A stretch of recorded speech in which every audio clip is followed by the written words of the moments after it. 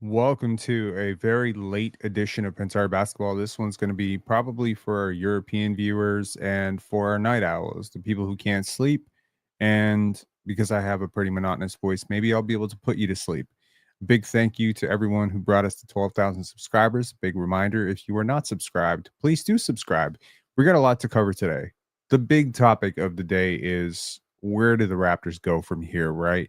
The Raptors have strung together 5 out of 6 wins. They have a very important game coming up against the New Orleans Pelicans, and pretty much every single one of these games from here on out is a must win for the Toronto Raptors, who are desperately looking to try and save their season. Or are they? Are they? Is this a big head fake where, 2 weeks from now, we'll be looking at this like, oh, you remember the time the Raptors won 5 out of 6? They've lost a million in a row now. And we're going to talk about what that would look like. There's a lot to talk about today. Man, this has been a great day.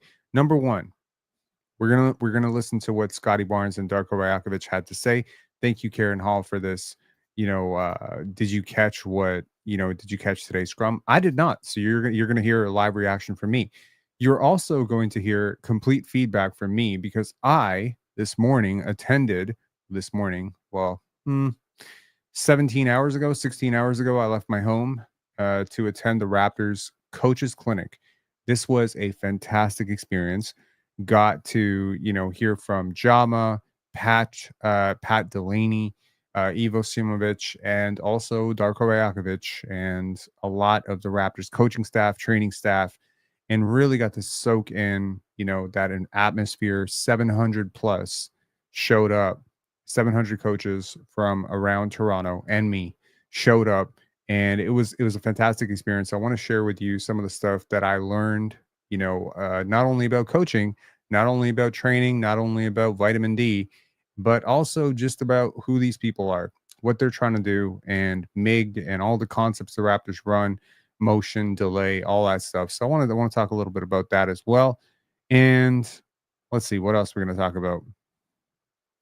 We got to talk about the coaches clinic. We got to talk about the two pathways for the Raptors going into the next 10 days, and we got to look at the scrum. Honestly, to the 50 of you in here right now, where do you want to go first? We can go anywhere. Oh, we got to talk about the 905. The Raptors 905 won today, and we got some place to break down of that. So let's just start there. Let's start with the 905. No, let's start in chronological order. Chronologically, the coaches meeting started first. So this morning I had mentioned this to some people, 9 a.m. this morning, the Raptors held an open coaches corner for aspiring coaches and existing coaches around the GTA. And I thought it was fascinating. I really did. They shared a lot of information about how they do things, how they run practices, how they approach the mental health component, how they approach player development, how they approach cutting, ball movement. They worked with I believe, a girls' high school team and kind of just showed some of the concepts. I thought it was fascinating. Some key takeaways: the Raptors are in good hands. I mean, every one of these coaches, even the ones who are much maligned, like Pat Delaney, for all of the Raptors' defensive woes this year, and his fact that he came from Washington, and people find it very easy to just sort of malign him and say, well, he's the problem, he's the problem, he's the problem. We don't know what the problem is. I found him to be extremely generous with his time. I thought he was a very personable and very knowledgeable individual.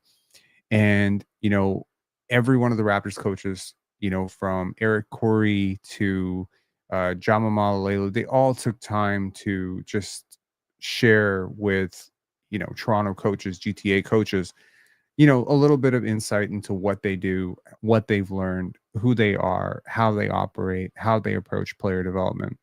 Some key takeaways. Well, specifically MIG, I thought was really fascinating, right? They talked about this concept of guarding the basketball, pressure, defense, all that stuff. And we've seen the Raptors do this. And, what they did to Trey Young, just to give you insight into what it was. I don't know if this has been reported around Raptorland, but I just want to share something with y'all. The Raptors held Trey Young to his single worst game of his career. Now, you'll remember last year they did the same thing to Steph Curry. I mentioned it, that When Trae Young plays over 30 minutes, he has never had a negative 17.8 boxes minus. Some of you very intelligently said, I think this is the worst Trae Young has ever played. Factually, you are correct. In all of his life, going back to college, going back to, AAU, Trae Young has never done the following. He has never played over 30 minutes and had a negative 17.8 boxes minus. So that is impressive. And again, it is impressive precisely because Trae Young is so good. It is impressive because Steph Curry is so good. It is impressive precisely because Giannis is so good and he held him to 11 points. So look, we gave Nick Nurse all the kudos in the world for shutting down stars. Well, it seems like Darko Rajakovic might be pretty good at stars, shutting down stars as well. And he's employing some pretty interesting strategies to do so. And one of those strategies we talked about was MIG. And it's really not a strategy, more so it is a philosophy. According to, the Raptors, what they talked about today, the whole point of picking up higher, right? Now I've alluded to this as VR missions, playing with a backpack on your back, or playing with a weighted vest, right? I think of it very much like that. The Raptors will consistently put themselves out of position on the backside of their defense in order to pressure the basketball. Why? Well, number one, it makes ball handlers uncomfortable. So they talked about, attacking the basketball defensively. They talked a lot about, MIG being more of a philosophy and a mindset as opposed to an actual defensive strategy. They talked about, putting the onus on the players to take some pride in man-to-man defense. And they talked a lot about the deficiencies of zone defense when it comes to developing players.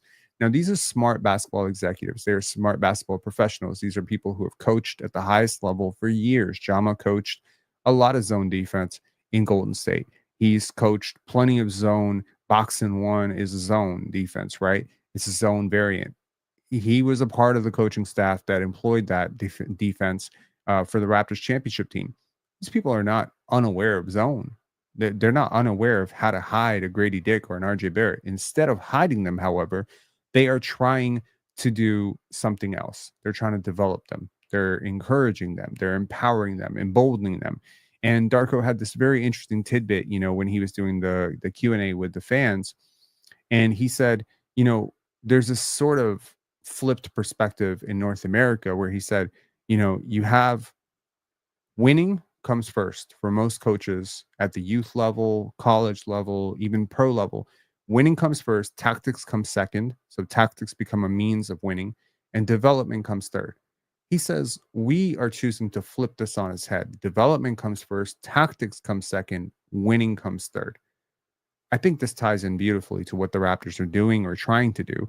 And, again, Darko has been consistent throughout. He said no skip steps, and they're not skipping steps.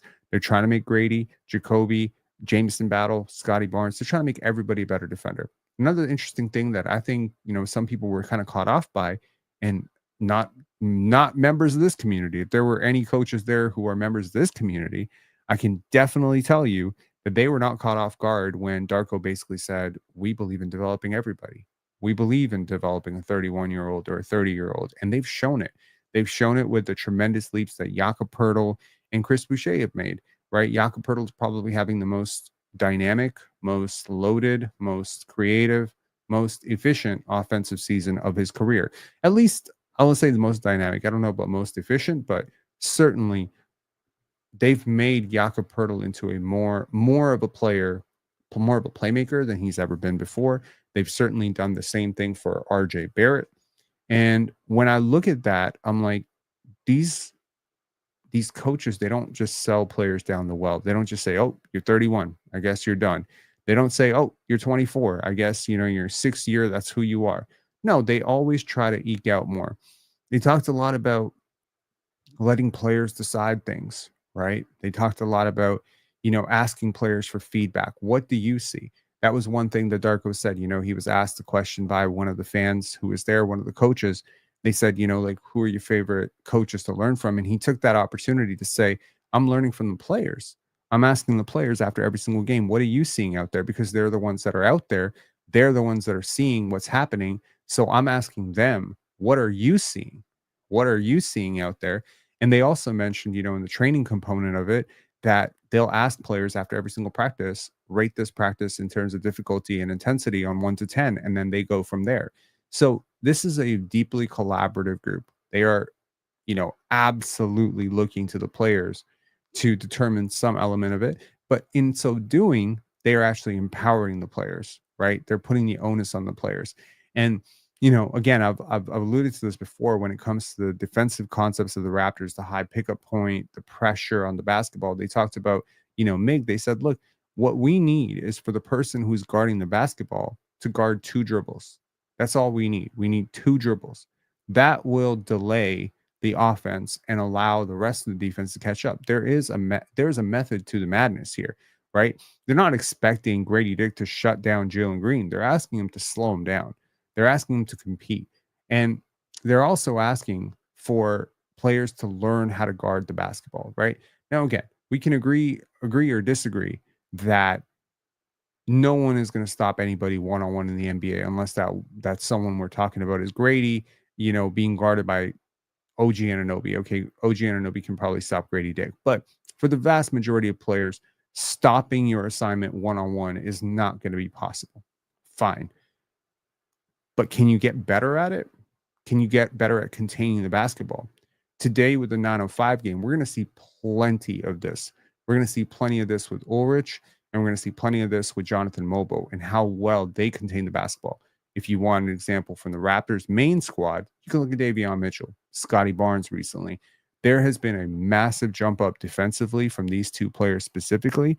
And I think that it's leading to a lot of winning. I think that Scottie Barnes pretty much held out a defensive masterclass against the Hawks. And it was a huge part of why Trae Young struggled, why Bogdanovich struggled. I think it was a big reason of why his teammates were able to succeed is because, you have like the stabilizing anchor force defensively.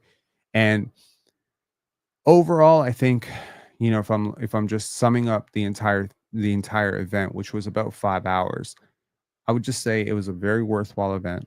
I'm very thankful to the Raptors coaching staff and the development staff for doing it.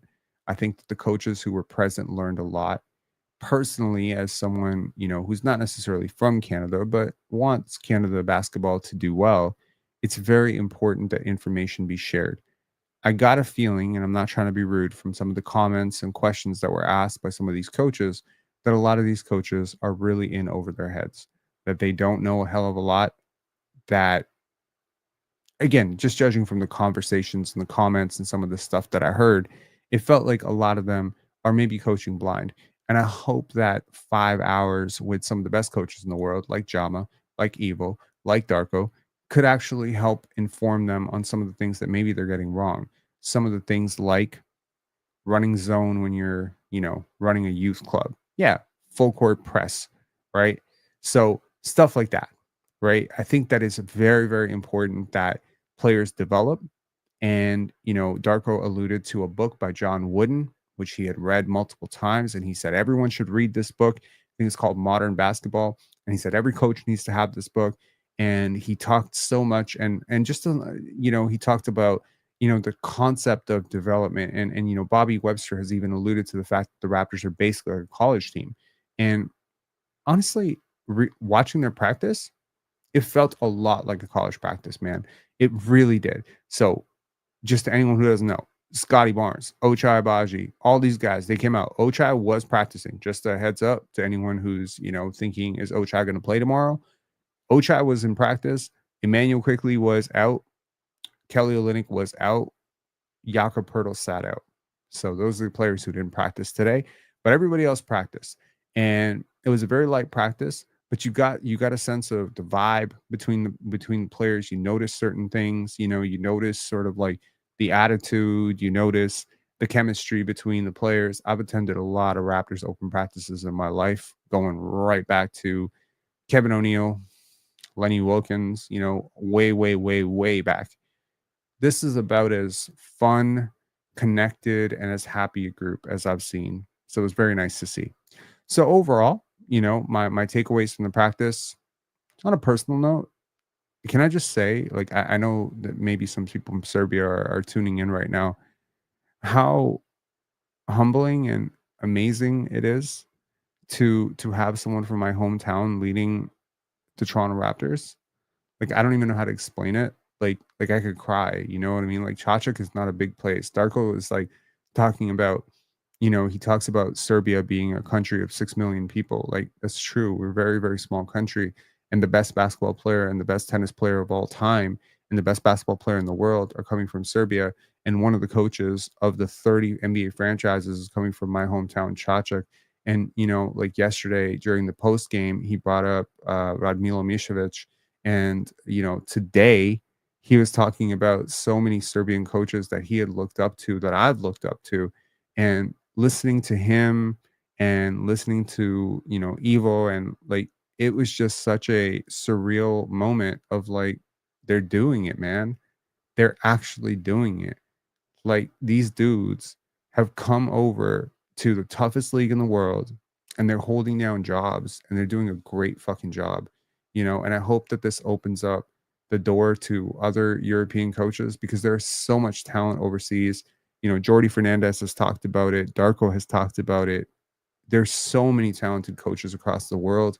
They just don't get a chance because there's always this understanding that, oh, an American athlete will never listen to an Asian coach, or will never listen to a Brazilian coach. They'll never respect a EuroLeague coach. But it's like, fuck that, man. Give the best person the job.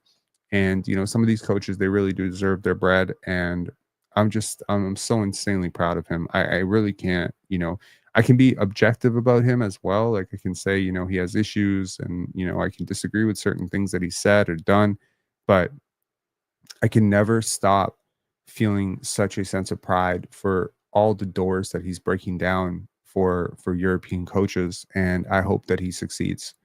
I really do. Right. Lance Scott saying they have degrees in basketball, literally. Like, to frame the love for basketball in Serbia and Lithuania, specifically these two countries, but you can extend it to Slovenia, you can extend it to other countries as well in across Eastern Europe and Europe in general. The love is growing, man. The love is growing so much, and in fact, you can extend it beyond Europe, and you can go right down to Argentina, the Brazil. Like, the I know that these are soccer countries, right? Even Italy, soccer country. Or Greece, you could say, is a soccer country, but like basketball, the love for basketball, Russia is growing so rapidly across the world. It would not surprise me. Chile, Nicaragua, like, there aren't great coaches there as well. The world is a very, very big place. And, when we only limit ourselves to hiring Canadian and American people for these, jobs, we're not hiring the best people. So, even if it's breaking the glass ceiling in terms of, women, people of color, whether that be, one day, like, whatever it is, I just want the best person to get the job. I don't care if it's a woman, a man. I don't care if you're 6 feet tall, 7 feet tall, or 5 feet tall. I really don't care. I want the best people to have the best jobs, because these athletes are impressionable, and you want the best people, in those positions. So I thought it was so beautiful. I've seen so many Raptors coaches lead these open practices, that to see someone from my hometown doing it, you know, um, someone who looks like me, like someone who looks like me, sounds like me, sounds like my parents. Like, that was just so surreal to me. So I'm just insanely proud of both of them. And you all know, if you follow this channel, I love Jama Malalela, right? Like I just love this coaching staff. So, Darko consistently referred to them as the best coaching staff in the NBA. He's like, I have the best coaching staff in the NBA. And my head, my Asperger's brain is just like, no, you don't, no, you don't, no, you don't. But like, it's really one of the better coaching staffs in the league, for sure. Like, having seen them up close, seeing how they work with the players, for sure. You can definitely say Memphis, OKC, Miami, San Antonio. These are all great coaching staffs, but the Raptors have one of the better coaching staffs, in my opinion. In my humble opinion, I think they have one of the better coaching staffs in the league. Memphis is a good one too. Taylor Jenkins, good coach. You know. Anyways, enough about the Raptors coaching and open practice. Let's talk about the G League, because that was the second thing that was up today. And the Raptors 905, they win. So that was pretty cool. Little fun fact: Scottie Barnes led. Uh, A A AK Made. Are you from Toronto or New York? Neither. I am born in Yugoslavia. So I was born in Split, which is current day Croatia, Yugoslavia. My family's from Čačak. So, I mean, most literally, I would say I'm from Yugoslavia, but I grew up in the United States. I grew up in New York. I grew up in New Jersey. I grew up in Nashville, all over. And then we came to Toronto. So I'm kind of from everywhere. We also lived in Paris for like 6 months. We also lived in London for 3 months. So I mean, like, I guess I'm a little bit from everywhere. Anyways, the Toronto Raptors have a player top 6 in jersey sales in Mexico. I thought this was wow. Like, Scottie is number 1 in Canada, but for him to be number 6 in Mexico, I was like, yo, whoa, what? That's pretty cool. So I thought that was pretty cool. Anyways, I want to take a look at some of Ulrich Shumshe's plays tonight or today for the Raptors 9-5 who won. And I honed in on some specific plays that really just jumped out to me in terms of process. Okay. And again, I want you to focus on defense because, again, with Ulrich, he is a defensive prospect with offensive upside, but I think his defense will be his calling card and the offense will come. People have asked me many times, when do I think Ulrich can play for the Raptors? I think he could play as early as next year, not as a starter, but as like a 10-minute per game kind of guy. And he's working towards it. So take a look here. Okay, here, Ulrich is guarding at the point of attack. He is the MIG in this situation. And what do you know? Nice little block there, right? Now here, going to require a little bit more team here, right? Now, look at where he notices this. Now, this is something that the Raptors, talks about delay offense. They talked about cutting movement, but specifically, they also talked about rotations. When they were talking about the defense, so the cool thing about the Raptors open practice is they had one side of the floor, they were working on shooting, and the other side were working on defense. Specifically, they were talking about doubling the post, switching away. So here, Ulrich has to read that this is his rotation. Number one, he cannot lose focus for half a second because he's going to be late. And that's exactly what happened to Gradey Dick in Atlanta, is he was consistently late on his rotations. Well, here, Ulrich is not going to be late on his rotations. Look at him sprint out with reckless abandon. And that jump shot is so freaking short. So short, right? And it's short because he rotates correctly. He rotates on top. Here, another one. Here's another one. This is just, he just gets up so fast, man. He gets up so fast. And here, this is just a nice little baseline cut, boom, dunk, right? So, I mean, pretty decent game from Ulrich. I just wanted to point to some of his defense. Like, I thought he was really cool. Jonathan Mobo was very impressive. I think these plays are really going to shock you today. Okay, so this is pretty much all fourth quarter Jonathan Mobo clutch. Okay, so here, this is going to be a little bit of offense, right? We're going to look at 3 offensive possessions and then some defensive possessions here. Again, he's a quick twitch kind of guy, right? He just lacks a little bit of strength finishing and maybe a little bit of technique, a little bit of balance. Sometimes he falls off balance. Maybe he's not strong enough. But the twitch is there. That quick twitch, quick jump shit is there with him, right? The skill work isn't there. The reps aren't there. The familiarity isn't there. Maybe sometimes the size isn't there. The strength isn't there. But that will come, man. You see Montrezl Harrell in year 1. You see Montrezl Harrell in year 6. It's a big gap, right? So sometimes I just feel like he's finishing, but he's not finishing through contact, and he's getting bumped off the spot. Here, he's going to get stopped, but he's going to go to the line, and I believe he missed the free throws, but nevertheless. Okay. Take a look at another offensive possession for Jonathan Mobo, or JMO, as he is affectionately called by his teammates. And here, look at this beautiful skip pass right to the corner. Perfectly sets up his teammate for this jam. Right, the Raptors 9-5 got a lot of like really positive performances. Here, look at the pursuit and the persistence to stay with this. Again, we talk about, this is him trying to take the shot over Drew Timme. Timme is not a great defender, but he is a little bit larger than Jonathan Mobo, as you'll see when Jonathan Mobo comes down. Drew Timme is a legit 6'11", and Jonathan Mobo's maybe 6'6", 6'7". So, boom. right? And here, just again, staying in the play, staying persistent, and now going up strong, go through contact. Far too often, I find Jonathan Mobo goes away from contact. He doesn't go into contact through contact. This is something obviously the Raptors work with him on, and his finishes are getting a little bit better. You'll notice that we're going back right to the Montreal open practice that we saw. We're talking summer league.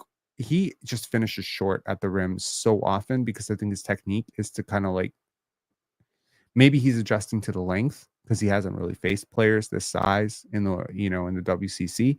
But overall, I think that he just needs to get a lot more comfortable going into contact and finishing through contact as opposed to shying away from it. Okay, this was a really funny play. I thought it was hilarious. Kennedy Chandler, Raptors backup point guard or starting point guard when Jamal Shed's not playing, he just dives to the basket. And Jonathan Mobo with a really funny moment. Checks to see his heart rate. Are you good? You good, bro? I thought that was hilarious. Jonathan Mobo is a joker. And I mean, it says a lot about a player for him to do that when you got 21 seconds on the game and you got 3 and you're up by 3, right? And it's just a funny light moment that kind of shows you he's not feeling the pressure of this moment. He doesn't feel that. Now I want to show you his defense because his defense honestly blew me away in this game. And this is something that I think you're going to really enjoy. Look, first of all, hawking the ball, right? Just look at the point of attack. Does a great job of avoiding the screen there. He's going to try to rescreen here. Nope. Another one. Goes under because Killian Hayes is not a great shooter. Ulrich does a great job of switching. They recover back to Drew Timme. Now here, go recover to the corner. And just enough pressure was applied on that pass by Jonathan Mobo. If you look, that boom, right? Just the eagle. And you talked a lot about eagle, keeping your arms up in eagle position, etc. today during the open practice. Well, that's something that Jonathan Mobo can do with his 7'3", 7'2" wingspan. He can bother the passing lanes, and that disruption can throw passes off target. It can cause deflections, and that's exactly what happens here. A simple pass gets just a little bit of a spin on it, and that's enough to throw it out of bounds. This is important. This is very important. Okay, next play. Again, they get more impressive as we go. Here, he's going to pressure the basketball coming up, double team, and again, allow for this little poke away by Kennedy Chandler. And then he's going to wait. He would soon turn this over, but thankfully I clipped away right before he did. But nevertheless, it was a great, possession there. I have a feeling this is the dive into his feet. Is this the dive into his feet? No. No. This is something else. Okay, this is good. Okay, so here we go. Full court, right? Hawking the ball handler, who is a former lottery pick in Killian Hayes, right? Get around the screen. Perfect. Right? Poke at the basketball, right? They talked a lot today about making the offense react to the defense as opposed to the defense solely reacting to the offense. And I think that was a brilliant explanation that they offered. Like when a ball handler is crossing over the half court mark, what do you want the mentality of the ball handler to be? As we have seen, many ball handlers have struggled against the Raptors. What do you want the ball handler to be thinking? You want them to be thinking, I don't want to turn this basketball over because Davion Mitchell is in my chest, right?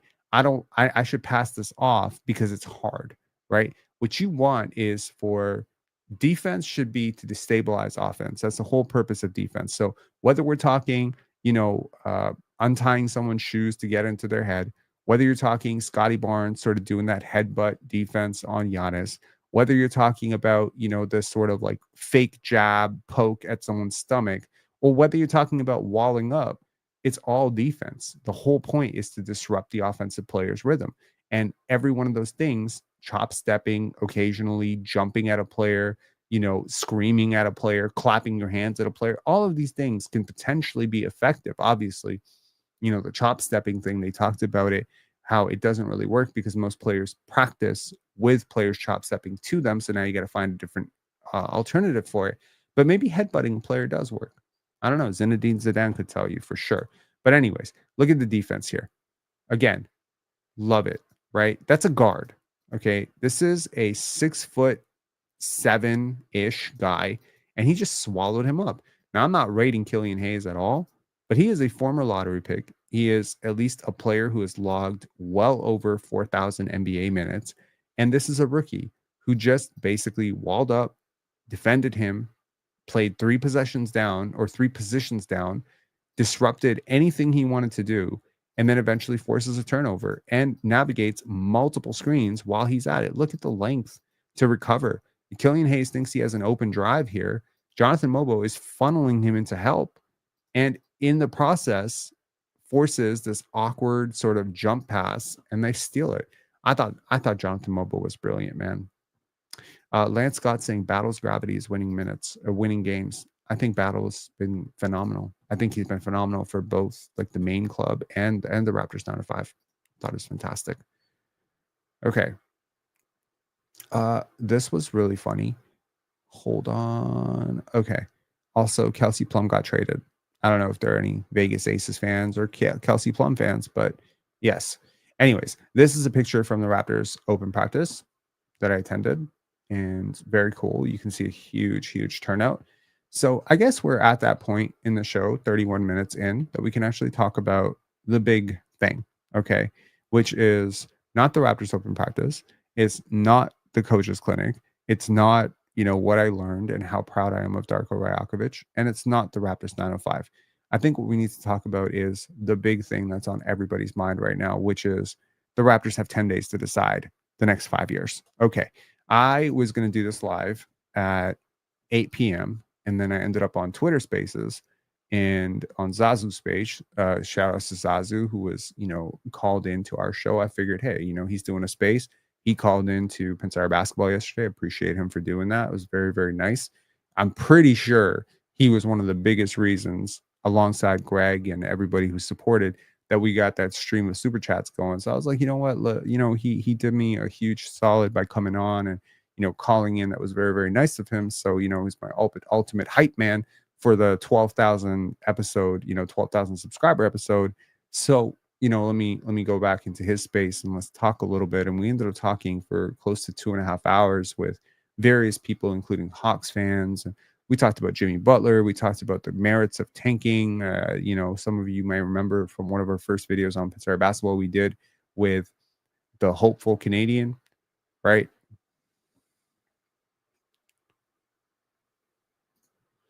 Snafu. Hey, Rob, saw your live got taken down because the original recap against the Hawks, but I wanted your opinion on Orlando Robinson. And do you think we can extend to another 10-day?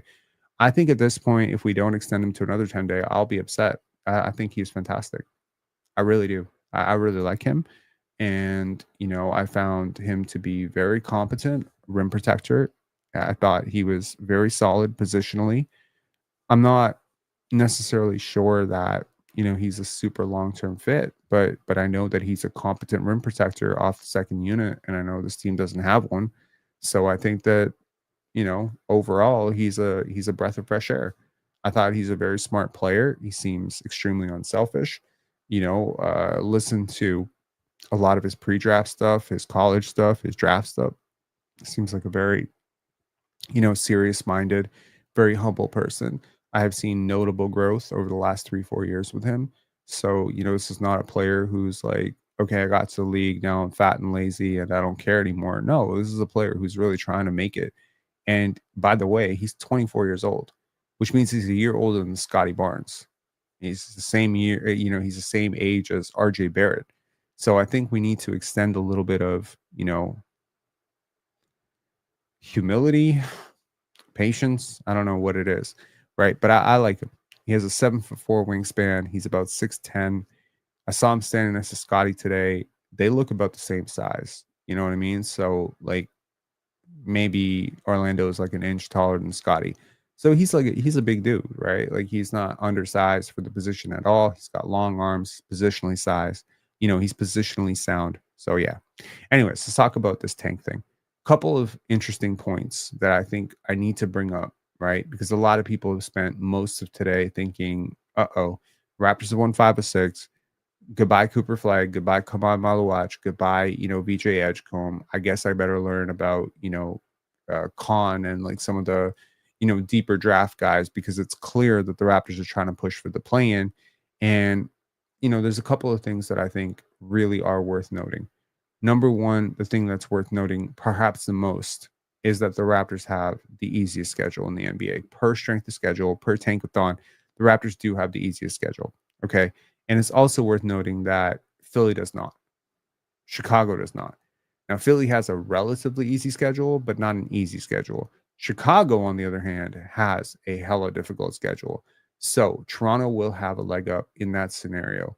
It's also worth noting that I think Toronto's playing better than those two teams right now. It's also worth noting, I think Toronto, if Joel Embiid is not back, at least relative to Tyrese Maxey and Paul George, I think Toronto has the best player out of those three teams. I also think that it's worth noting that Toronto is going to face the following teams many times. Y'all going to want to pay attention to this one. We will be facing the Portland Trailblazers twice, the New Orleans Pelicans once tonight. We will be facing the Washington Wizards not once, not twice, not 3 times, but 4 fucking times. 4 times against the 6-win Washington Wizards. That's 4 wins. Okay. Not only will we be facing the Washington Wizards, the Portland Trailblazers, and the New Orleans Pelicans, which is 7 wins that I can pretty much comfortably say we'll get at least 6 of those. There will also be 3 games against Philly and 3 games against Chicago. There's also multiple games left against Charlotte. Okay. You know what that tells me? That tells me the Raptors have pretty much, if they really want, they have a guaranteed path. Not guaranteed. They have a 80% secure path to the play-in if they want it. If they want it, 80%. You can beat Chicago. I'm telling you, someone who's watched a lot of Chicago Bulls games this year, you have the talent to beat Chicago. You have the best player. You have a better defender inside. If you try, if you push it, you're better than Chicago. I think you're better than Detroit, but some people are going to flame me for that one. Now, here's the beautiful, beautiful, beautiful part that maybe a lot of people are not realizing. Do you know that if you make the play-in but don't make the playoffs, you retain your lottery position? Did you know that? Not you don't go to the tail end of the lottery because you made the play-in. You actually retain your original lottery position, and getting bounced in the play-in is akin to have never made the play-in at all, which means that as an Eastern Conference team in the play-in, if you get bounced, you're right back to like the 8th pick or 9th pick, because most of the teams that don't make the playoffs in the West are going to be a little bit worse than you. Okay. So how does this look in pure tankathon terms? Let me show you.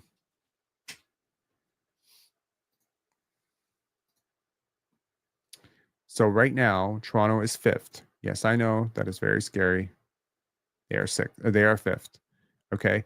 They have won 1 more game and have 2 more losses than the Charlotte Hornets. They were 2 like 3 games ago. Now they are 5. And guess what?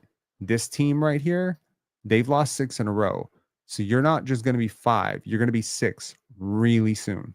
Okay. The gap between 6 and 9, which is Chicago, which is the final play-in team, is actually just 2 teams. And that's Philadelphia and Portland. So let's just say Toronto just does 3 things. They pass Brooklyn, or let Brooklyn pass them, pass Portland, pass Philly. Sorry, pass Chicago as well. So Chicago moves down to 8, Philly moves to 7, Portland moves to 6, Brooklyn moves to 5, Toronto moves to 9. Okay, so at 9, you still have a 1 in 5 chance at a top 4 pick. It's not as good as 52%, but it's still a chance. But you can kind of have your cake and eat it too, because Chicago right now would have a chance at the playoffs with the play-in tournament, right? SP has hit the nail on the head. It's exactly what happened to Atlanta last year: lose in the play-in, win the lottery. Yes. Now, I'm not suggesting that that is the plan. I'm saying that's one possible avenue the Raptors could take. Here's another possible avenue that the Raptors could take: trade everyone. This is January 27th. The trade deadline is February 6th. There are 31 days in January, which means you have 10 days until February 6th. And we're going to have a live for you for sure. No matter how busy I am with Pen Dance, I'm going to cover the trade deadline. You can go one of two ways here. Sorry. You can go one of three ways. Way number one, you trade your vets. The ones who are rumored to be on the block, the ones who are rumored to be in the trade machines, you trade them. Way number two, you do nothing. Way number three, you actually become a buyer at the trade deadline. I'm not talking anything crazy like trading first round picks. Don't get me wrong. There's not Jakob Poeltl and Thaddeus Young all over again. But I'm saying you become one of the rare teams that can actually sign players who are bought out. And you have a rare opportunity to grant them actual minutes, because you have a whole bunch of young players, and most of these players who are going to be waived by lottery teams are probably going to be better than Jacoby Walter and Jamison Battle. So my point here is the Raptors must avoid one decision: don't do nothing. That's what I'm going to be pissed about. Don't do nothing. Don't just sit there and fold your arms and be like, okay, we'll let the players decide. No. You decide. Based on what you've seen, you decide. You want active defense? I want active management. I want this team to make a decision. And I don't really care at this point what the decision is. I can go either way. I really don't care. Come on, Maluach. Come on down to Toronto, man. Cooper Flag, get ready to learn Canadian. I'm cool with it, right? I'm cool with it. But just holding on to Bruce Brown, holding on to Chris Boucher, potentially waiving them, buying them out. This I don't agree with. No, I want them to get something, right? I want them to actually get something here. Now, the Raptors clearly are going to do whatever it takes, right? Kelly Olynyk is questionable. Emmanuel Quickley is out. Jakob Poeltl is questionable. Ochai is questionable.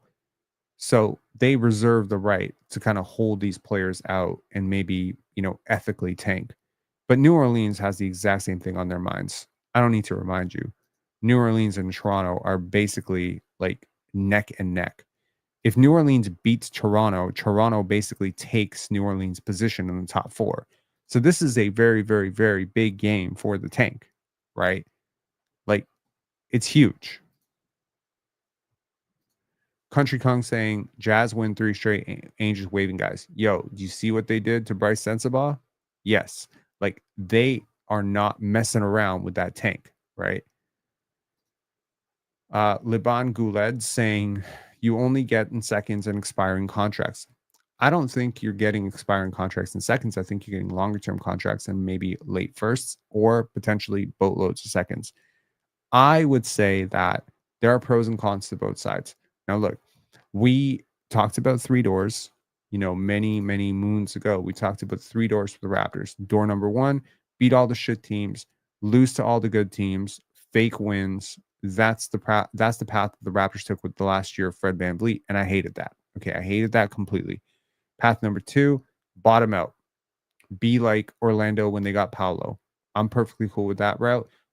Path number 3, be like Orlando when they got Anthony Black, where they put together a very, very competent stretch of games in the middle of the season, and it was good. Like, overall, it was something you can build towards in the offseason. Yeah, you didn't pick Wemby, you didn't get as high as you wanted to in that draft, but Paolo and France.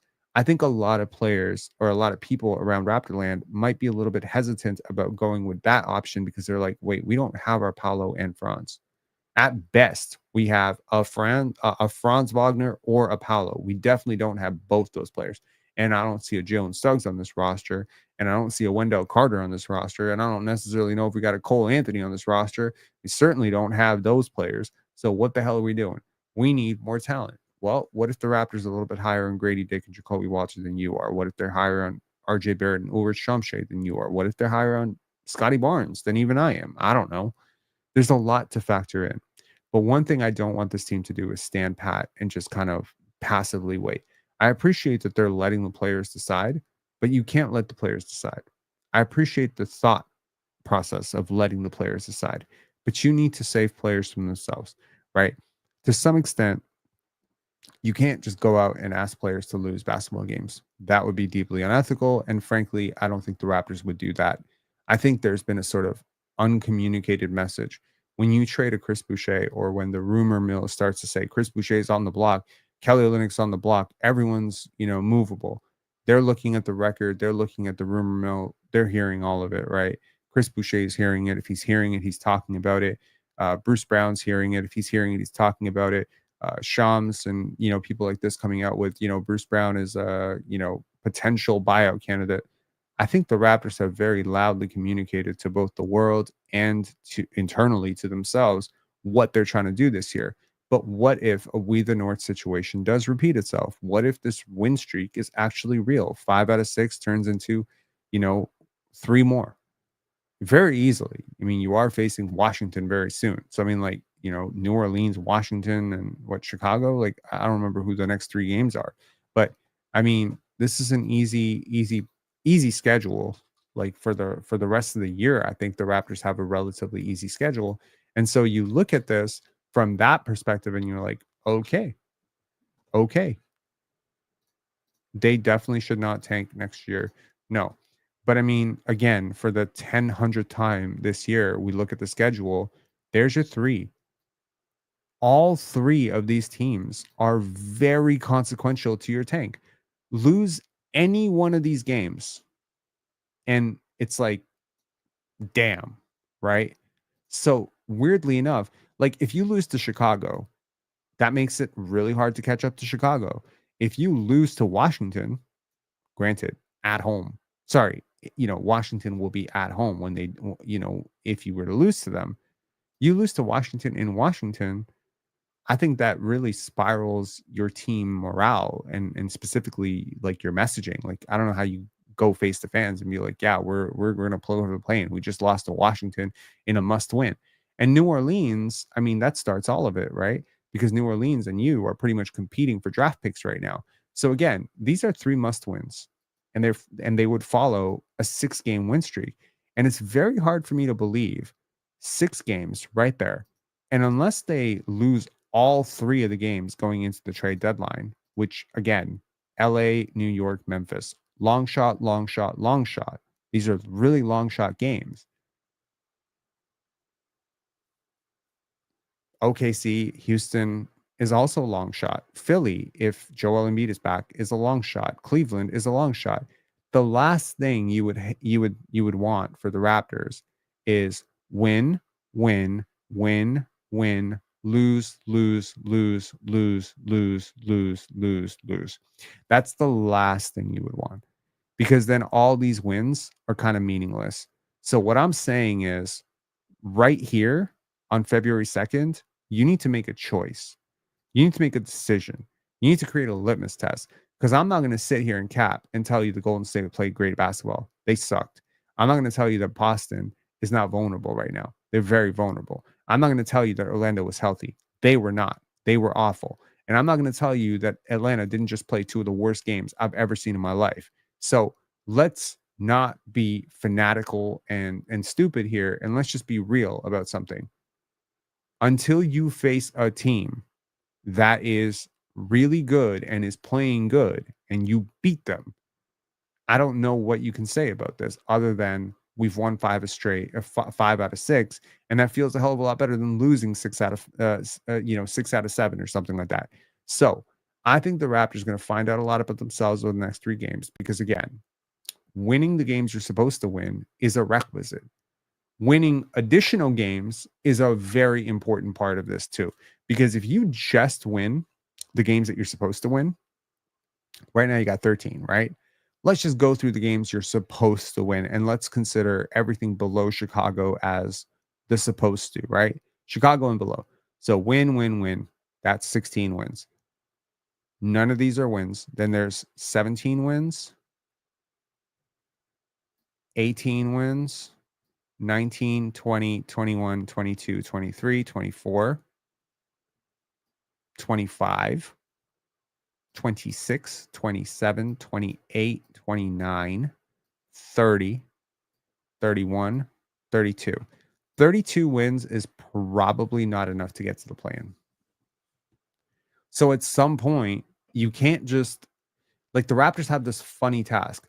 They have to win every single game they're supposed to win, and at least 20% of the games they're not supposed to win. Now, it's worth noting they were not supposed to beat Orlando, Atlanta, or Boston, or Golden State for that matter. They weren't supposed to beat any of those teams.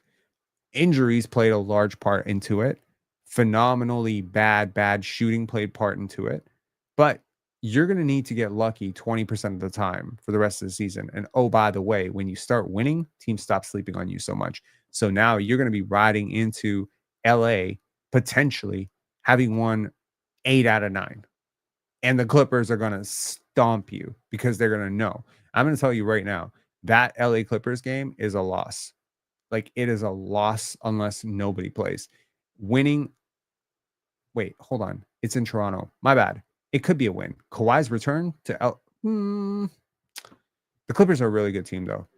OKC, that is a loss. So, I mean, at some point, you're going to have to win some of these games that are supposed to be losses, is my point, because the Raptors are so far behind it. 13 and 32 is a really difficult thing to climb out of. But the Raptors need to dial in. But the most important thing right now, I feel, regardless of what I'm really rooting for deep down or what my sentiments are, or what my logical brain says, or what my emotional Raptor fan brain says, there's a lot on the line here. Number one, togetherness, continuity, potentially. There's extensions on the line too. When teams do well, players tend to get extended. That happens, right? Bruce Brown. If Bruce Brown wants an extension, contribute to this group. You'll get your extension. Chris Boucher. Where is Chris Boucher going to, get an extension as rich as the one Masai Ujiri is inevitably going to sign him to, right? So when you look at it from that perspective, if Scottie's really bought into Bruce and Chris Boucher sticking around this team, playing super hard on defense might just keep them around long term. I don't know. They've already talked about it. They said, this group is really together. They're really connected. Well, what if they're so connected that they are banding together to protect themselves from being split apart? I don't know. Is that a viable theory? I think it's a viable theory. Okay.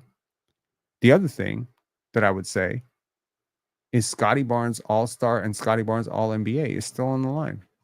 I'm not saying that's the motivation. Don't get me wrong. I'm saying human nature. That's still technically on the line. All-NBA. How many players have been ruled out already that were locks to make All-NBA?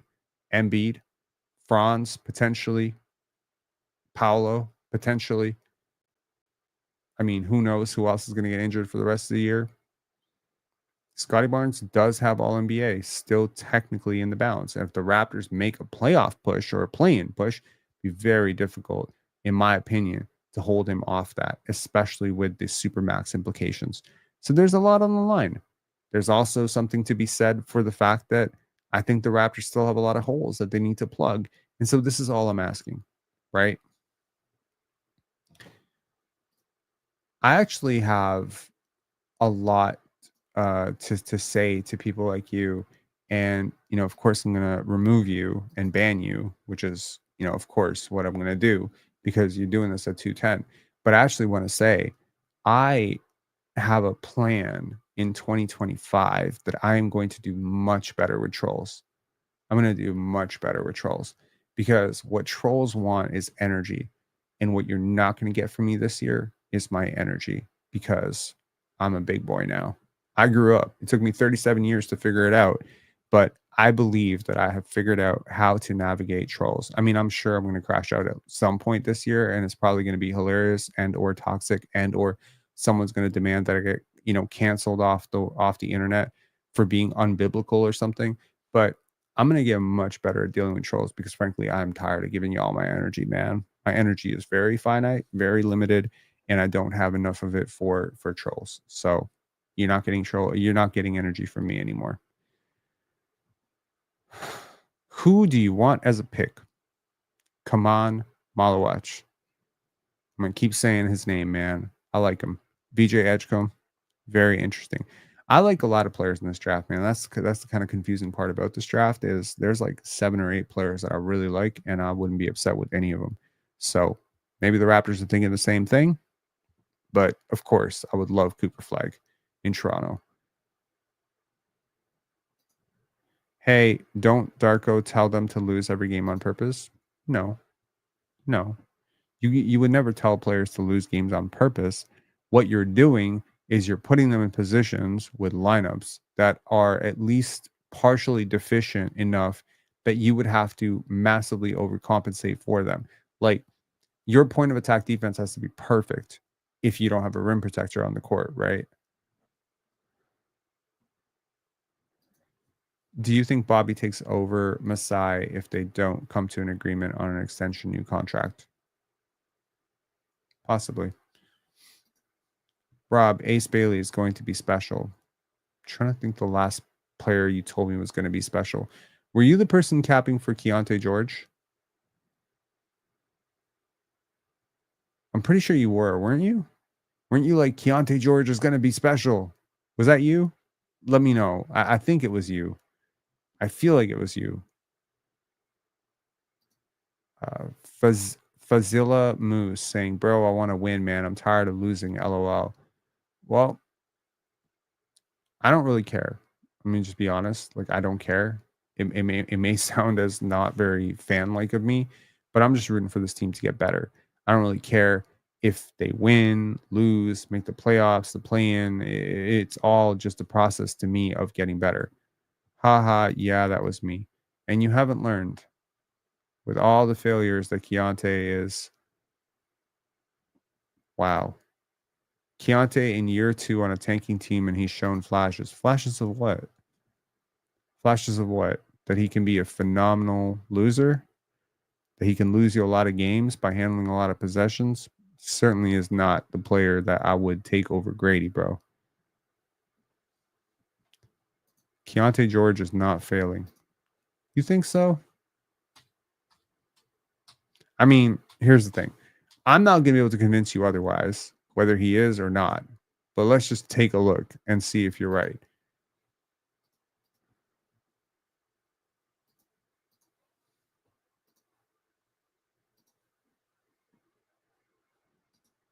Yeah, his team is bad, but he is a part of the bad. Like, what are we talking about here? Okay. You want to compare this to Gradey? Very interesting. Okay. Let's compare Keyonte to Gradey this year. Because, again,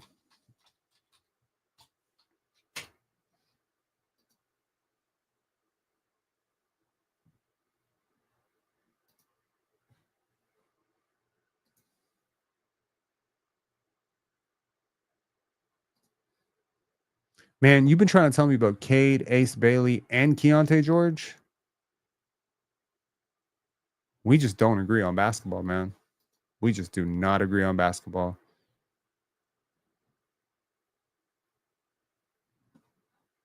At all. I don't rate Cade like that. Cade's all right. You just like bucket getters. Just admit it. Just call it what it is. You just like players who put the ball in the hoop at a very, very inefficient rate, turn the ball over a lot. That's what you like. You like losers. Just tell me you like losers. You like losing basketball players. Cade's winning a few games. Detroit is losing their minds. They're like, oh my God, we're in the play-in. It's amazing. It's all good, man. Apparently, this is such a blowout that Basketball Reference won't even let me compare these two players. That's how I'm choosing to interpret this that's happening right now. I've been trying to get a Gradey versus Keyonte George comparison going, and the internet is like, nah, bro, we good. We good. Can't. Cade is good, man. Compared to who? Compared to Emmanuel Quickly? Sure. Compared to who? Scottie Barnes? I don't think so. ABJ is saying Scottie Barnes is a losing player so far. What the fuck has he won? He's won Rookie of the Year. He's won 3 gold medals. He's won an All-Star bid. He's won a max contract. He's won 2 playoff games. I don't know. Seems like he's won a lot to me. High level shot creation wins playoff games. I mean, that's one of the things that wins playoff games. You know what else wins playoff games? Defense. You know what Cade's not great at? Defense. You know what Keyonte George is not great at? Defense. I mean, Keontae's, yeah, he's just not good, man. If that's a lot to you, cool. What the fuck has Cade won? Luka-esque. Yuck. How little do you think of Luka Doncic, bro? Luka-esque. Luka. That's the conversation y'all want to have with Cade? Luka? Bro, do you understand who Luka Doncic is? You understand how good he is? I just want to show you the numbers because I think it might just blow your fucking mind. I mean, geez. Not that stat head is like the only way to compare, but like you need to like really. Why is stat head comparisons not working when I have like the greatest comparisons of all time right now? I mean, you need to understand who you're talking about here. Luka was Rookie of the Year. Okay, stat head comparisons are not working. Stat head is dead right now. So just to, I mean, put this into perspective. Luka in his first season had a 3.9 box plus minus. Cade in his fourth season has a 3.1. In his second season, he had an 8.4. I mean, my God, he was fourth in MVP shares. How is he Luka-esque? Scottie has much more in common with Luka, bro. Jeez. Anyways, doesn't matter. I mean, he's like Luka in one sense. He doesn't play defense. Not a really good defender. Long arms, doesn't play defense. I don't know, man. Look, I was very we will see. We'll see who's right. Cade carrying the trash Pistons. More like the trash Pistons are carrying Cade, man. There's like Tobias Harris, Malik Beasley, Tim Hardaway Jr. You think these are just trash players? These are players who have started on good teams for years. They are not trash. Jalen Duren is not trash. Asar Thompson is not trash. Isaiah Stewart is better than anything the Raptors have off the bench in terms of a rim protector. I mean, my God.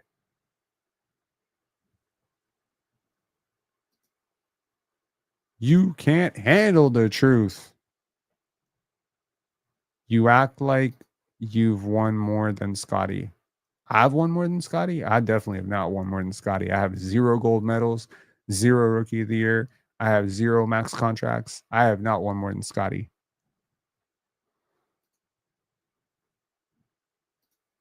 Rusty Nail saying, I wouldn't mind seeing Rocco Zikarsky being a Raptors as a late first round pick. Need to acquire a late first round pick for that to happen, man.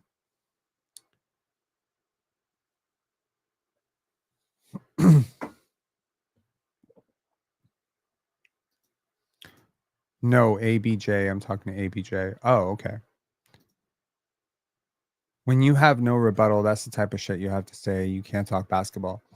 ABJ, as a person capping for Cade being, Luka-esque, I would probably just, maybe not hold that type of energy. Anyways, I do want to let y'all know if you like basketball takes with Pensare Basketball, I will be on the panel, Player's Choice, the panel tomorrow at 11 a.m. If you don't catch me tomorrow at 11 a.m., I will be there Friday as well at 11 a.m.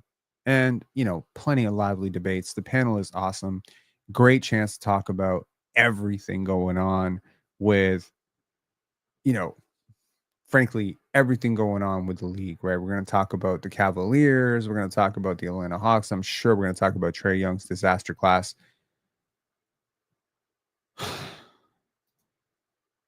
Scottie's 23, first of all. But yeah, like, why are these casuals talking about resumes? What's Cade's resume? Literally nothing. Well, it's not literally nothing. He also won some of those gold medals that we alluded to, but he has absolutely, zero all stars so far. Although he will make an all star this year.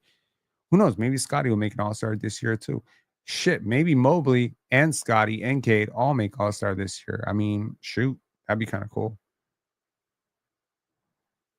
2021 draft class represent. Cade making all NBA this season. Ugh.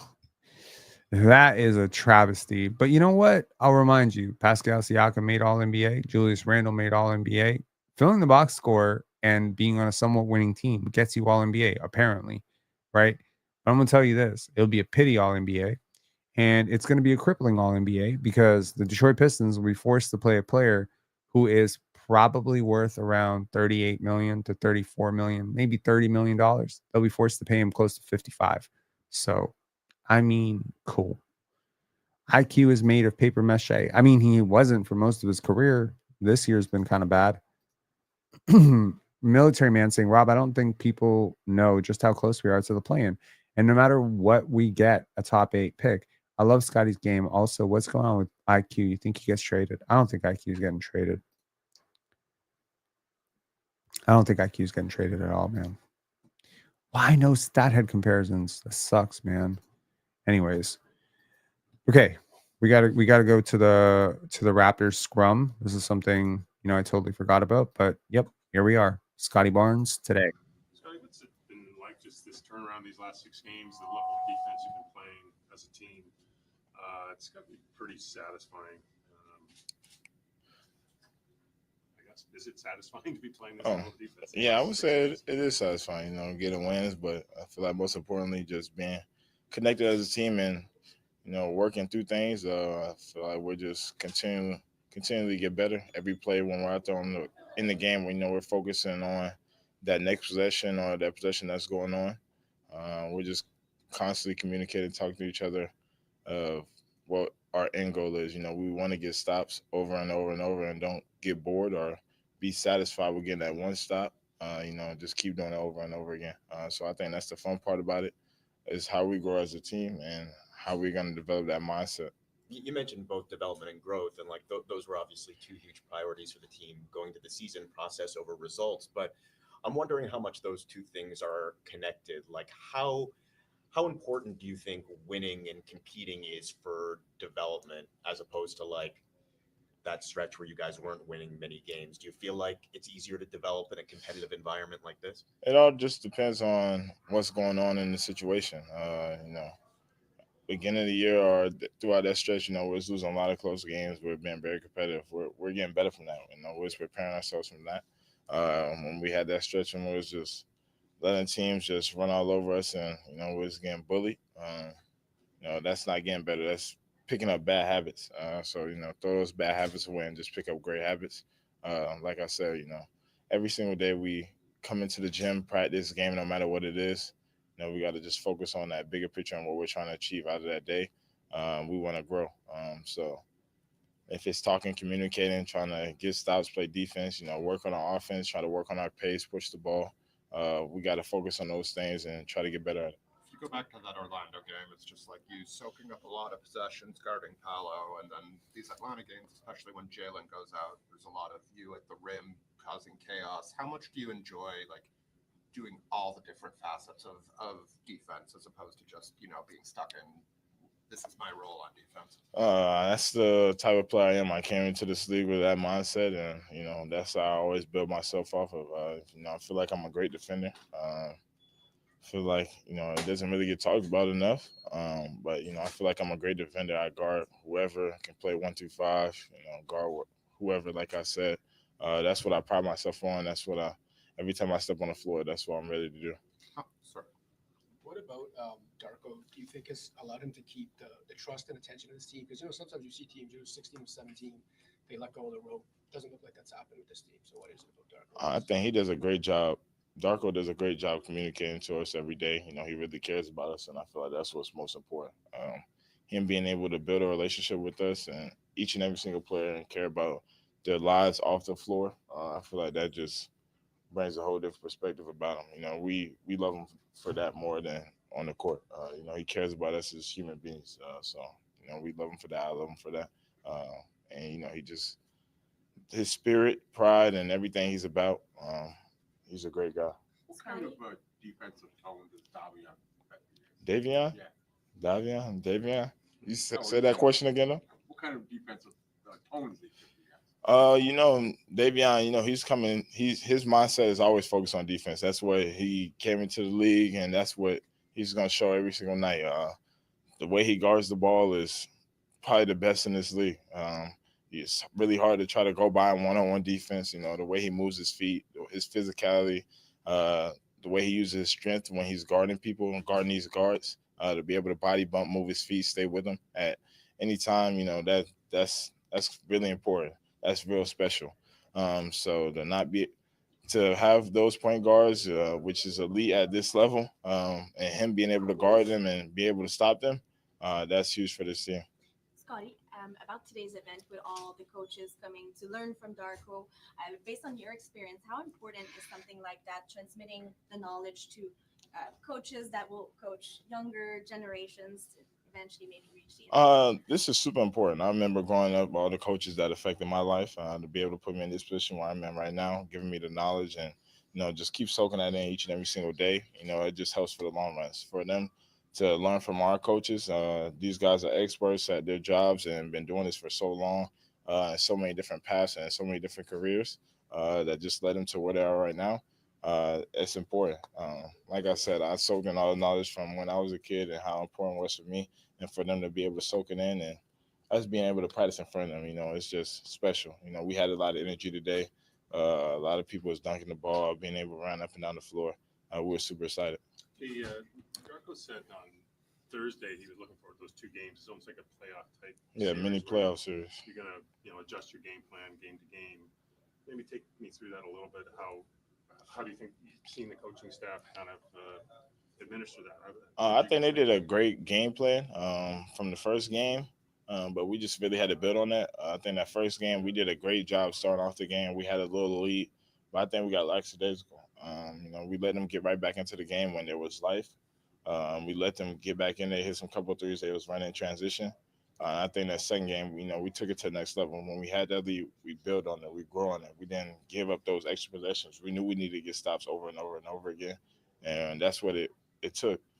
So I think we did a better job second game on being able to, when there's life, to be able to just keep cutting it off. Even though we had some turnovers, run back, try to block shots, defend, finish the possession with a rebound. I think we did a great job of doing that better the second game. The first game, we gave them back some life where they were sending some shots. So I think our focus was better second game. Other than Bro, please do not make me take you through Scottie Barnes shutting down Cade Cunningham for like 2.5 minutes straight, because I will show you the friggin' film. Okay. It's not serious. You're not serious if you think Cade Cunningham is going to be a problem for the Raptors with Scottie Barnes, Davion Mitchell, Ochai Agbaji. This team, if they decide to scheme against Cade, he's going to have 22 turnovers in one single game. Okay. He's going to make DeMar DeRozan's daughter seem like a distant memory. Okay. So, look, what I'm hearing right now, what I saw today at the open practice was a team that believes in themselves. Now, what you might think about them and what they think about themselves internally is completely different, right? You're seeing a 13-32 team. They're seeing themselves as a team that was injured and maybe has a chance to do something with their season. Now, it's January 27th, man. It's a little bit late to be saving a season. This might be later than most teams decide to save their season. But this seems like a team that actually wants to give it a shot and see what they're about, right? And if that means that you move from the 4th pick to the 6th pick, I think this is a team that's just going to live with it. And they're going to live with the lottery luck, right? And at the end of the day, we've talked about it ad nauseum. There's no way to rig the lottery. I'm not saying it's just as likely when you're the 7th pick to go up, but I don't need to show you all the odds again, right? The 8th team, like the 8th team in the lottery, the most likely spot for the 8th team is the 8th spot. But the most likely spot for the first team, which is Washington, is the 5th spot. So 22, the first and the 8th team could be split by 20 wins or 18 wins and end up 2 picks apart. You know what I mean? Like 3 picks apart. So it's like it's not that serious, right? Is what I'm saying. It's not that serious. I feel like the Raptors are going to find value. They got 2 picks coming up in this draft, 3 picks in the next draft, potentially more if they end up trading Kelly, Jakob, Bruce, etc.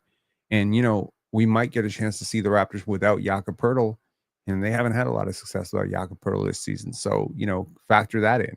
Right? This is a team that, yeah, I don't know. Anyways, get back to Scottie here. Kelly going out this last game, the last few weeks, you guys have known who's going to be available and who's not, and maybe that's one of the stronger times that has been the case this year. For you, just individually, how much does it know? I'm coming out now. When I come back in, these are the guys I'm probably going to be playing with. This is like, how much does it help an individual? I'm gonna say I know my rotations when I'm out there on the floor. I think our coaches does a great job communicating that before the game, after the game, just talking through it whenever we want to talk about it at practice or so. But I feel confident with any of these guys I step on the floor with. These guys put in a lot of hard work and effort each and every single day, and I'm confident when I step on the floor out there with all those guys. To a set of Chris Boucher. Yeah. When before the first game in Atlanta, you said you wanted to treat this almost like a playoff series, going to make adjustments game to game. How do you think you guys did as a staff doing that, and how do you think your players absorbed those messages? To be honest with you, I think it went really well. Our coaching staff is in second year together. We're continuing to develop our chemistry, to understand each other, to understand the philosophy, what we really want to achieve. And Coach Eric Corey had a scout. He did a great job preparing for game 1, game 2, but also everybody chips in. Coach Pat Delaney, who is responsible for defense, and Jama for offense, always coming with good ideas and suggestions. And I think this mini playoff series was a good test for us to see what it's going to look like for us when we play playoff series, and what we can learn and how we can get better. And I'm also proud of the guys. We go in our shoot rounds and we plan for 10-15 minutes of film and talk, and then we end up talking for like 30-35 minutes. And it's not coaches talking, it's actually players, and they're owning it and asking questions and helping each other. So a lot of positive stuff going on there, and really proud of the guys and how they reacted to both games, especially in game 2. You've frequently spoken about how much Scottie can do out on the basketball court. Obviously, a lot of it is showing up when in these last few games, depending on who you're playing, soaking up possessions against Bankero, or when Jalen Johnson went out, all of a sudden he's blocking a bunch of shots at the rim. Is he playing any differently, or are the results just changing around him and he's doing what he does? I think Scottie is constantly improving. He's a player that is very ambitious. He's a winner. He's a competitor, and he has amazing drive. He's always finding the ways to improve his game, and also he's really learning what it takes to be a leader of a team and to be a franchise player, and he's doing an outstanding job doing that. At this age, he's our true leader, and we go as far as Scottie Barnes goes. The way he sets the tone, the way he plays defense, the way he's sharing the ball, it's raising the level for everybody else. He's doing an outstanding job talking in our. I just want to bring this up to y'all attention because some of y'all were not there. They went so far today to bring up Scottie as the franchise talent, like to all the coaches. They're not doing PR. This is how they feel internally. They were talking about star players. They're like, so how you would stop a Luka or Jokic or a Scottie. Like they were just throwing Scottie into that conversation. So I know that some of y'all believe that Scottie is like Evan Mobley adjacent, but I think this team sees him more as like Luca adjacent. Like they're all in. The whole coaching staff, management, the way they talk about him is the way I talk about him. As in, he's a franchise player. He's not 1B, 2C. He's not, Aaron Gordon. He's not that guy. They talk. If they get Cooper, their tone will change. No, it won't. No, it won't. Now I'm trying to have a lot of patience with, your level of insight into the Raptors. But yeah, I think you're wrong. You're never going to admit when you're wrong, because you've been wrong, right? I'm pretty sure if we go back and track back to your Scottie takes from 4 years ago, they've aged like milk. But, again, these are the people that work with him every day. These are the people that watch him every day. They see him in practice. They see him in coaches' meetings. They see him in the film study. They're studying him. They're working with him. They know where he's going, right? So if you know more than Darko, if you know more than Masai, if you know more than Cade and Kyle Lowry, and, if you know more than Magic Johnson, if you know more than all these guys, that's cool. If you really think that about yourself, you think you know more than me, I mean, that's on you. That's your prerogative. I don't think you do, though. Huddles and timeouts. Really proud of him and of the work that he's putting in, and now the results that we're seeing. And with all The that hell being he said, does. I think we're not even close of seeing the best version of Scottie Barnes. I think that he's going to be outstanding with the time and work that he's putting in. So I think a lot of skeptics would hear you say he's a winner, and they would say, well, look at how the team has done for the last few years. And we both know that the reasons extend beyond Scottie Barnes, and sometimes he didn't play. But when you say he's a winner, what do you think of the most in terms of that? Yeah, so in NBA and in any league, like NBA has the best players in the world. Best players in the world play in this league. And you have very talented players, then you have potential, guys that are showing potential. And then you have two categories. You have a competitor, guys that show up every single night. But when it comes to winning moment of the game, they're not really there. And then you have winners who are going to do everything in their power to help the team win. And sometimes the outcome is not going to be always the win, but they're willing to do any sacrifice that it's needed. Is that blocking a shot? Is that getting a deflection when you need it? Is that getting a bucket when you need it? Is that to make the right play and just not shoot some shots and allow your teammates to make the play? Scottie is all about that. And he is only 23 years old.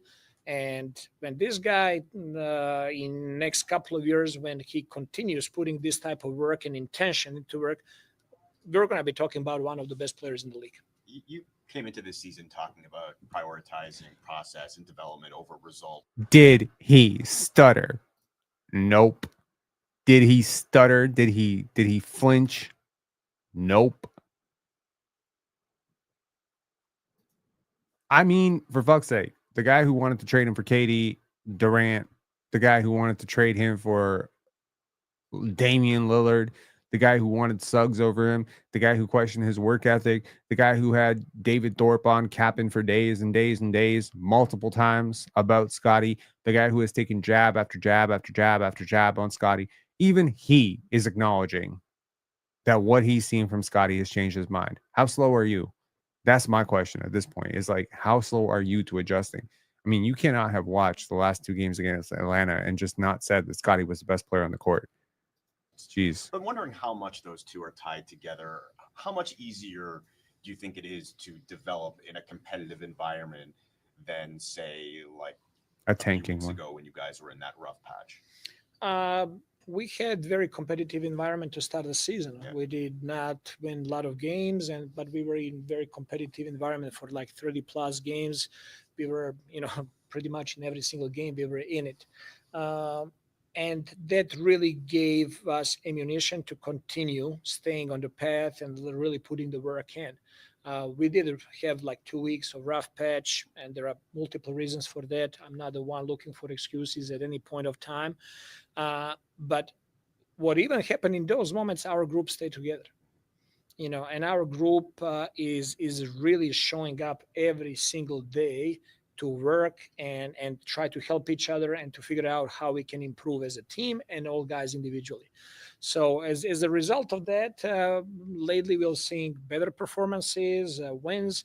Of course, when you win, you have that positive feeling and like new energy that tells you we're on the right path. We just got to continue doing this. And we're at this part of the season now that it's January. Everybody's like thinking all-star break and whatnot, but our team is so focused right now and so competitive that we're just taking it process, just like you said. We're just taking it one game at a time and trying to improve one game at a time. I would imagine from an evaluation standpoint too, you guys are probably getting more out of these competitive games and learning more about your team in competitive games than you would have been a few weeks ago as well. Is that accurate? Or I mean, find me one team that does not have a stretch of 2-3 weeks they're not playing well. You look at the roster of several great teams in the league, and maybe they're not playing the best basketball right now. It's impossible to maintain throughout the whole season to have that. So, when you get in that rough patch, how are you going to react? What is your mentality day to day is going to be? What you're putting in, knowing that you might not see the results right away, but knowing at the same time that the results are going to come as a product of that work. So it's very, very important to be in competitive situations and competitive games, and learning how to close the games when you're in those situations in close games. Learning when you have a 10-point lead start of the fourth quarter, how to make that like 15 or 16 or 17-point lead instead of allowing the other team to come back.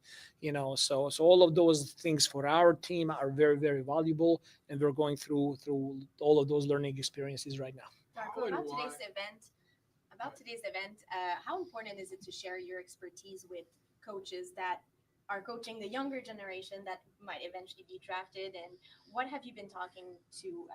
Unfortunately, we couldn't stay longer, but what kind of questions were you getting from the coaches? I think that we're really blessed over here in Toronto and in Canada that we have a lot of people that are really care about basketball. There was 850 coaches there. They did not have to be here on a cold Sunday morning. They could do something else, but they decided to show up over here and to listen to coaches from our staff and medical and performance, and Dana, our sports psychologist, and try to learn. And that tells me a lot about the future of basketball in Canada. And all of those kids, they're practicing basketball. They're in great hands. That people were there. They really care, and they really love this sport. So the future of Canadian basketball is in great shape. All we try to do is to share some of the stuff that we're working on and how we see player development, importance of it, and what are some main postulates of how to develop players. So we really talked about it, and we tried to talk about topics that can help those coaches to help their players. And in Europe, there are like structures in place in soccer and different sports to identify young talents and help them, have a direct path, develop their skills, and have a direct path to professional sports. Canada is a bit different. I feel like it's maybe not as evolved. Can you compare both systems and maybe what needs to be done in Canada to make the sport Great better, questions. just like the development of players better? I mean, investment in education of coaches is very, very important. In Europe, in order to be basketball coach, you gotta finish education for basketball coach. It's a 3 years education college. Without that, you're not allowed to coach the team and call timeouts and do anything. So you gotta get education and be to get the education on anatomy, biomechanics, and sports psychology, and all those things, sociology, all those things that come before. See, you've hit a nerve now, and I promised I was going to deal with trolls very well. So let me try to explain to you how insanely wrong you are about just about everything you said. Actually, I can't think of one time where I've read a comment from you and I thought, wow, this is a really smart person who really knows what they're talking about. Darko absolutely cares about Canada basketball. He cares about the growth of Canada because he is a community leader. He's a person who cares about Memphis, even though he's not in Memphis anymore. He's a person who cares about Oklahoma because you see, Darko, one of the things that you learn about this guy very quickly is that Darko is a very loyal and very sincere person. That's why Scottie said he's such a great person, right? Scottie's a really good sniffer of bullshit. And that's something I've realized about Scottie for a long time is like, if you're lying to Scottie Barnes, he'll figure you out real quick. That's because he gets that from his mama, like she figure you out too. So the way I see it is this is a guy who really does care. And you know how I know he cares? Oh man, I want to swear at you so bad right now, but I'm going to try to be a grown, human being when I say this because the dude got in at 4 a.m., went to bed at 4:30 a.m. this morning, and he was out at 10 o'clock in the morning doing a coaches clinic for aspiring coaches. That's how I know he cares about Canada. That's how I know he cares about Canada coaches. And that's how I know he cares about his community. What he does with the hospital in, devoting $30 US per assist, what he does, even like how much he cared about Malachi Flynn last year, even though he knew Malachi was getting traded. This is a very sincere dude. Everyone who's ever been coached by him, everyone that I personally know who has, run into him, media, whoever, they will say the same thing about him, right? Is that he is just a very caring, very compassionate, very self aware, very humble person. And he really does plant a flag everywhere he goes. Today, one of the things that I found to be most amazing about Darko was just how much credit he gives to other people, how much he cares about his mentors, right? He specifically cited in a Canadian, clinic, which had no, he was talking about Jelko, uh, uh, what was his last name?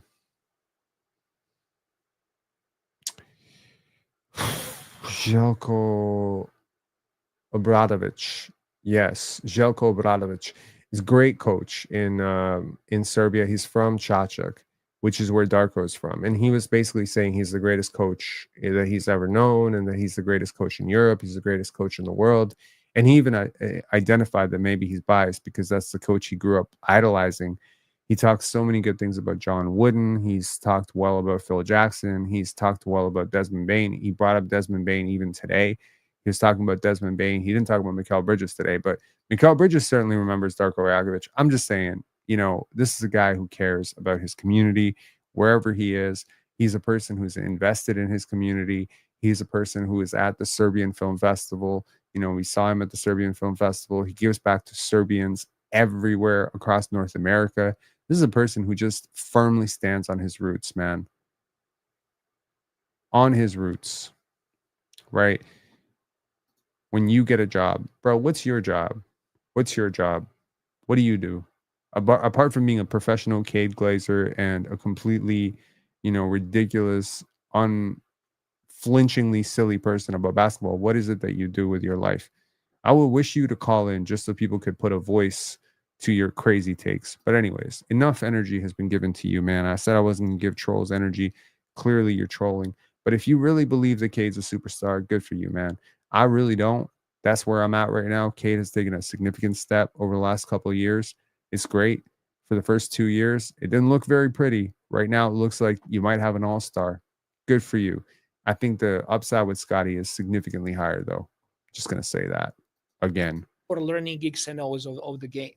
So I think that that's something that is very important. And I think that that's something that Canada basketball needs to think about, how to help those coaches to raise the level of their overall knowledge and then basketball knowledge. I think that's very, very important. And that's going to help you young players develop faster and better and on a plan that's going to exist, not just randomly happening this way or that way, but actually there's going to be plan in place.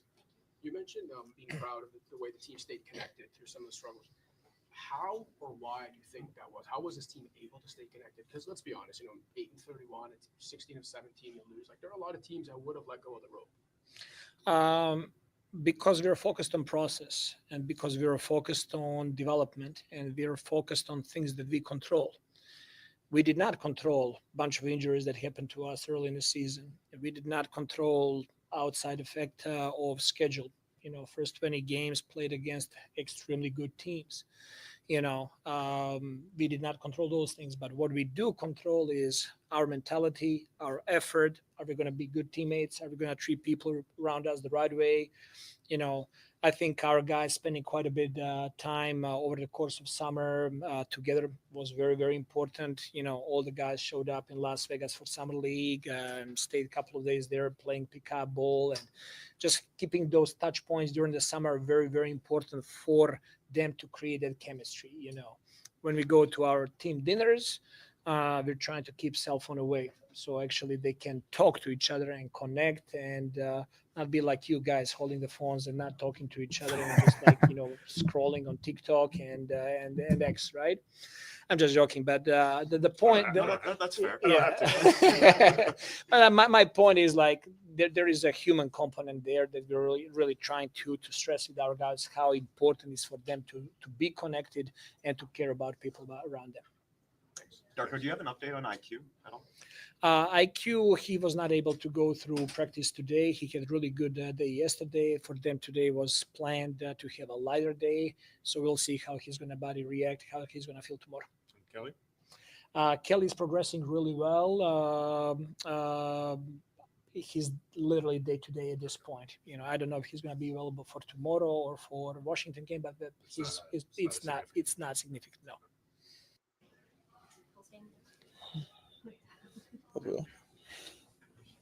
Chris, Darko said on Thursday they want to treat those two games almost like a playoff setting and adjusting game plans. How do you think the coaching plan, what did you see from Darko and the staff in terms of adjusting game to game, and you guys keeping up with that? I think it's always hard to play a team twice. I think they make adjustment, we make adjustment, and obviously if whoever wins try to go not the next game. So I think we did a really good job, seeing what we did well and trying to keep on that and, fix the little issues we had. Obviously we did a lot of turnovers, and also we're trying to figure out ways to, do less of the turnovers, get more rebounds. They came back with a better roster, obviously, with Clint Capella coming back and Lance. So, we had a lot of, cues that we wanted to work on, and I think we really did that. Especially the way we've been playing the last 6 games, I think we're getting things together. The team came into the season pretty clearly prioritizing development over wins. But I'm wondering how much those two things are connected. Like, do you feel like it's a lot easier to develop in a competitive environment than it would have been, say, a few weeks ago when you guys were losing games? I feel like these questions are reflecting that the people who cover this team are finally understanding this team, and that's been great. It's pretty badly. Not really. I think you just got to get the opportunity and the time. I think, especially with these young guys, the more they play, the better it gets for them. So I think, obviously, they get a lot on their plates right now. Obviously, playing against, sometimes they play against Stray Young, all-star player. You get Jacoby on it, Jamal, a rookie. They all get the experience. So I think that really helps. Even guys like me, Garrett, Bruce, we're getting better. Kelly, we're all getting better. So I think it's really good that we all find ways to help each other and make it important during the games. What have you enjoyed most about playing with that second? What a beautiful, beautiful sentiment. I can't tell you how impressed I am with the response to that. And he is getting better. He's not lying. He is getting much, much better. Unit with like the veteran guys, you, Bruce, and Kelly, as well as some younger guys and Jamal. Well, with the younger guys, I think it's just like kind of learning. I think you go to a learning curve with them and trying to figure it out what it is. And, with the mistakes that we making and all, we get to, talk about it and get better through the times. I think that really helps. With the veterans, Bruce, Kelly, obviously Kelly can pass the ball and all. Bruce, really great cutter. We've seen Bruce play a lot of times already. So, just trying to find ways to be, with them and just see what I could bring to their games. Because obviously Kelly got the ball a lot, Scottie got the ball a lot. So I'm just trying to find ways to be, ready whenever the ball gets here, or, keep doing the little things I used to do, offensive rebounding, still gets there and play with a lot of energy. You've played a ton of minutes with Scottie over the years in all sorts of different roles. Mhm. Love It's this easier to response. notice him now because the results have turned. But from the minutes you're playing with him, does anything really seem to have changed other than the results are changing? Listen to this No, part. I mean, like I said, I've been the whole summer I grinded with Scottie. We played at TMC, we played everywhere, TMU. I don't remember one week that I didn't see Scottie this summer. Either it was 3 times a week, or we saw each other at least once a week. So playing with Scottie really helped me out. That I wanted that to happen because I knew I was going to spend some minutes with him. And going to Malaga, playing with a lot of guys there. Scottie was there too. So I really think it helps me out. Just it's been 4 years now. I think 4 years with Scottie. So we first year was already working. 3 years in now, I think it's just better. Maybe faster read. Maybe a lot easier for me to see what he could do also, and just be at the right place at the right How time. much do you appreciate, like in that Orlando game, he guards Don Carroll almost every possession. In the Atlanta, especially once Jalen goes out, he's sort of that chaos agent on the back end.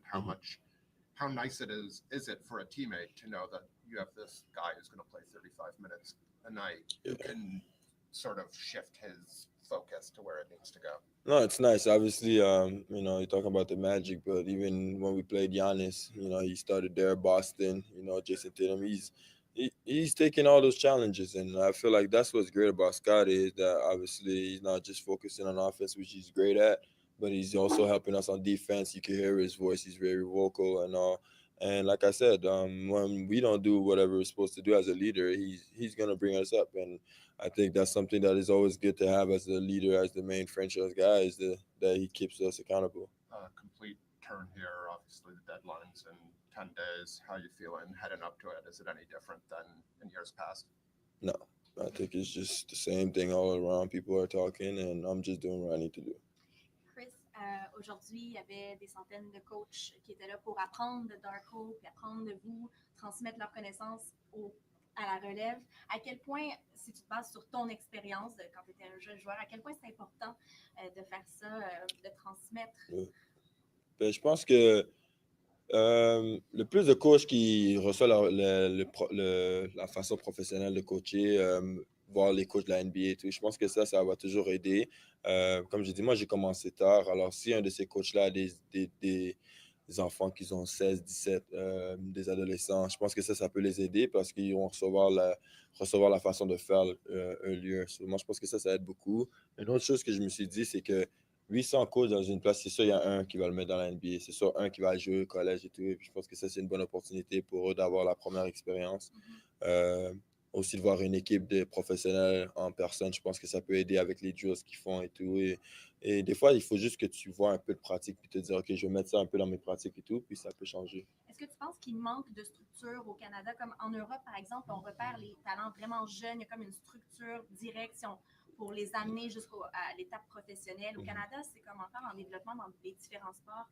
Je pense que je voudrais pas dire qu'ils les ont pas. Je pense que ça a pris du temps. Je pense que maintenant, gagner le championnat, ça a aidé. Je pense que quand les Toronto ont gagné le championnat, ça a aidé un peu parce qu'ils ont dit, OK, c'est possible.